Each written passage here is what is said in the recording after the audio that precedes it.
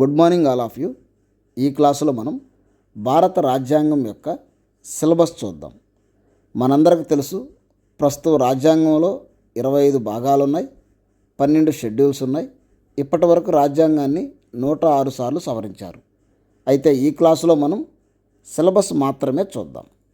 సిలబస్లో భాగంగా మొదటగా మనం చదవాల్సిన టాపిక్ ఏంటంటే భారత రాజ్యాంగ చరిత్ర. ఆ తర్వాత రాజ్యాంగ పరిషత్ చదవాలి. తర్వాత నూతన రాష్ట్రాల ఏర్పాటు మరియు కేంద్రపాలిత ప్రాంతాల ఏర్పాటు గురించి చదవాలి. తర్వాత భారత రాజ్యాంగానికి మూలాధారాలు చదవాలి. నెక్స్ట్ రాజ్యాంగ ప్రవేశిక, నెక్స్ట్ రాజ్యాంగం యొక్క మౌలిక స్వరూపం, నెక్స్ట్ రాజ్యాంగం షెడ్యూల్స్. ఇవన్నీ వరుసగా చదవాలి.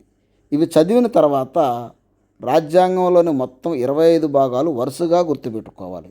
ఒక్కొక్క భాగం దేని గురించి మాట్లాడుతుంది, దానికి సంబంధించిన ఆర్టికల్స్ ఏంటో గుర్తుపెట్టుకోవాలి. చూడండి, మొదటి భాగం భారత భూభాగం గురించి మాట్లాడుతుంది. దీనికి సంబంధించిన ఆర్టికల్స్ 1 నుంచి 4 వరకు. రెండవ భాగం పౌరసత్వం గురించి మాట్లాడుతుంది.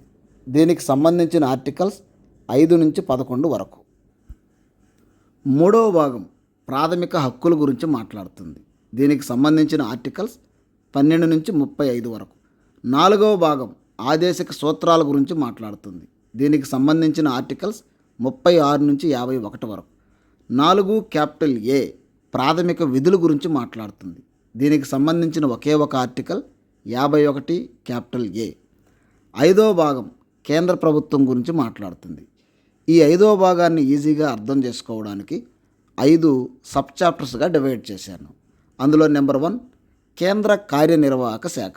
దీనికి సంబంధించిన ఆర్టికల్స్ 52 నుంచి 78 వరకు. కేంద్ర కార్యనిర్వాహక శాఖలో ఎవరెవరు ఉంటారు గుర్తుపెట్టుకోవాలి. రాష్ట్రపతి, ఉపరాష్ట్రపతి, ప్రధానమంత్రి, మంత్రిమండలి, అటార్నీ జనరల్. ఒకసారి ఎస్ఐ ఎగ్జామ్లో డైరెక్ట్గా అడిగాడు, కేంద్ర కార్యనిర్వాహక శాఖలో లేని వారిని గుర్తించండి అన్నారు. ఉన్నవారు ఎవరో తెలిస్తే లేని వారిని గుర్తించవచ్చు. నెక్స్ట్ 2వ చాప్టర్ కేంద్ర శాసనశాఖ. దీన్నే మనం పార్లమెంట్ అని పిలుస్తాం.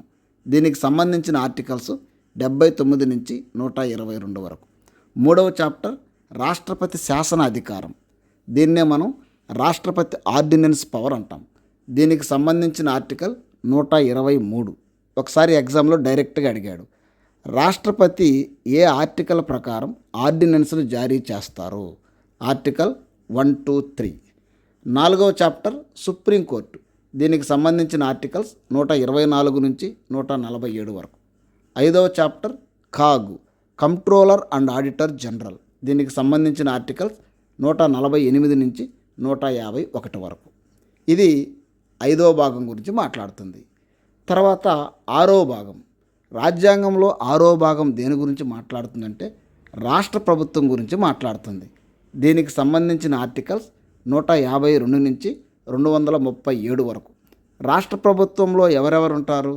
గవర్నర్, ముఖ్యమంత్రి, విధానసభ మరియు స్పీకర్, విధాన పరిషత్ మరియు chairman, high court and advocate general. ఇదంతా కూడా 6వ భాగం గురించి మాట్లాడుతుంది. నెక్స్ట్ 7వ భాగం. ప్రస్తుతం రాజ్యాంగంలో 7వ భాగం అనేది లేదు. 7వ భాగాన్ని 7వ రాజ్యాంగ సవరణ ద్వారా 1956లో తొలగించారు. 8వ భాగం కేంద్రపాలిత ప్రాంతాల గురించి మాట్లాడుతుంది. దీనికి సంబంధించిన ఆర్టికల్స్ 239 నుంచి 242 వరకు. నెక్స్ట్ 9వ భాగం పంచాయతీరాజ్ వ్యవస్థ గురించి మాట్లాడుతుంది. దీనికి సంబంధించిన ఆర్టికల్స్ 243 నుంచి 243 వరకు. 9 క్యాపిటల్ ఏ భాగం మున్సిపాలిటీల గురించి మాట్లాడుతుంది. దీనికి సంబంధించిన ఆర్టికల్స్ 243 పి నుంచి 243 జెడ్ వరకు. 9 క్యాపిటల్ బి భాగం సహకార సంఘాల గురించి మాట్లాడుతుంది. దీనికి సంబంధించిన ఆర్టికల్స్ 243 జెడ్ హెచ్ నుంచి 243 జెడ్ టీ వరకు. 10వ భాగం షెడ్యూల్ మరియు ఆదివాసీ ప్రాంతాల గురించి మాట్లాడుతుంది. దీనికి సంబంధించిన ఆర్టికల్స్ 244, 244 క్యాపిటల్ ఏ. 11వ భాగం కేంద్ర రాష్ట్ర సంబంధాల గురించి మాట్లాడుతుంది. దీనికి సంబంధించిన ఆర్టికల్స్ 245 నుంచి 263 వరకు. 12వ భాగం ఆర్థిక తదితర అంశాల గురించి మాట్లాడుతుంది. దీనికి సంబంధించిన ఆర్టికల్స్ 264 నుంచి 300 క్యాపిటల్ ఏ వరకు. 13వ భాగం అంతర్రాష్ట్రీయ వర్తక వాణిజ్యాల గురించి మాట్లాడుతుంది. దీనికి సంబంధించిన ఆర్టికల్స్ 301 నుంచి 307 వరకు. 14వ భాగం కేంద్ర రాష్ట్ర ఉద్యోగ సర్వీసుల గురించి మాట్లాడుతుంది. దీనికి సంబంధించిన ఆర్టికల్స్ 308 నుంచి 323 వరకు. 14 క్యాపిటల్ ఏ భాగం ట్రిబ్యునల్స్ గురించి మాట్లాడుతుంది. దీనికి సంబంధించిన articles 323 capital A, 323 capital B. 15వ భాగం ఎన్నికల గురించి మాట్లాడుతుంది. దీనికి సంబంధించిన ఆర్టికల్స్ 324 నుంచి 329 క్యాపిటల్ ఏ.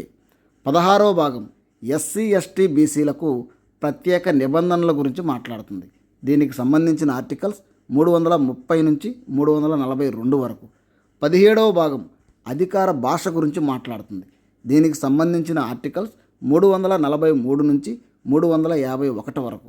18వ భాగం అత్యవసర నిబంధనల గురించి మాట్లాడుతుంది.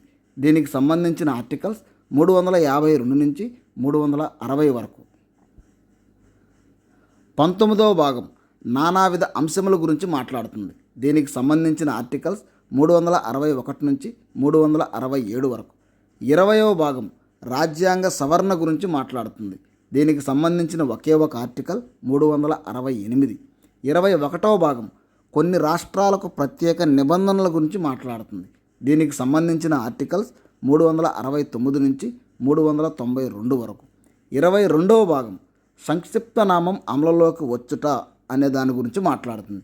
దీనికి సంబంధించిన ఆర్టికల్స్ 393 నుంచి 395. మొత్తం మనకు 22 భాగాలు వచ్చాయి కౌంట్ చేస్తే. కానీ ప్రస్తుతం రాజ్యాంగంలో ఎన్ని భాగాలు ఉన్నాయి? మొత్తం 25 భాగాలు ఉన్నాయి. అందులో 7వ భాగాన్ని తొలగించారు, అంటే 21 భాగం. మొత్తం 21 భాగాలు ప్లస్ 4 భాగాలను యాడ్ చేశారు. అవి ఎప్పుడు యాడ్ చేశారో కింద రాశాను చూడండి.